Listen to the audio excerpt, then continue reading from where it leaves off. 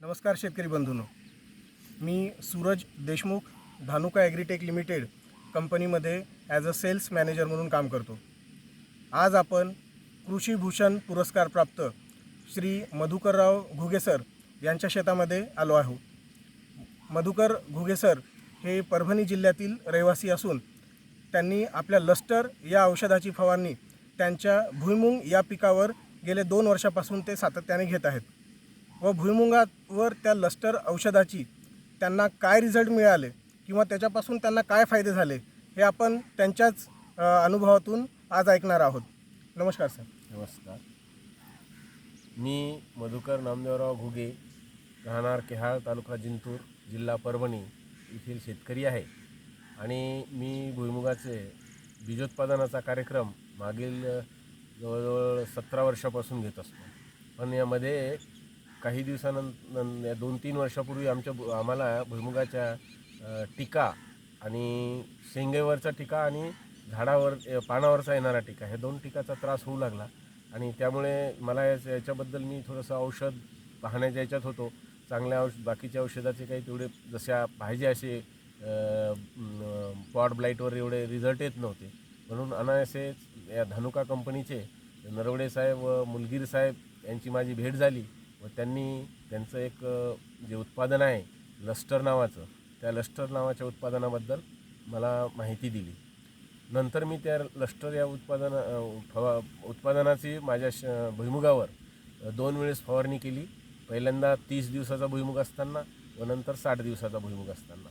आणि मला त्याचा सर्वात महत्त्वाचा फायदा कोणता झाला तर माझ्या पॉड ब्लाईटवर जो काही प्रॉब्लेम होता की शेंगेवर डाग यायचे, ते डाग एकदम कमी झाले, म्हणजे आलेच नाही त्या 2 फवारणीनं। आणि पानावरचा टिकाही बिलकुल चांगल्या प्रकारे कंट्रोल झाला।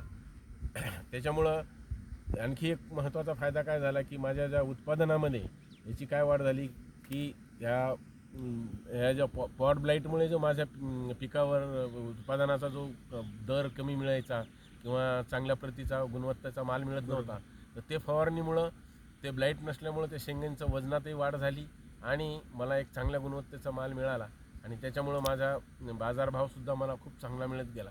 त्यामुळे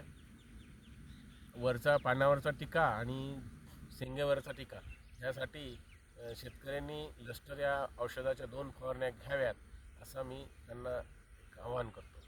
सर, असं एकंदरीत म्हणायला काही हरकत नाही की भुईमुंग या पिकावर बुरशीजन्य रोगांचा खूप मोठा प्रादुर्भाव आपल्याला आढळून येतो, पण त्याचं वेळेत नियोजन न केल्यामुळे आपल्याला उत्पन्नात त्याची घट जास्त प्रमाणात बघायला मिळते। अशा वेळेस लस्टर हे फार प्रभावी बुरशीनाशक आहे असं तुम्हाला वाटते का? हो, कारण लस्टर हे चांगलं प्रभावी बुरशीनाशक आहे आणि त्याचे रिझल्टसुद्धा मी मागील 2-3 वर्षापासून घेत आहे।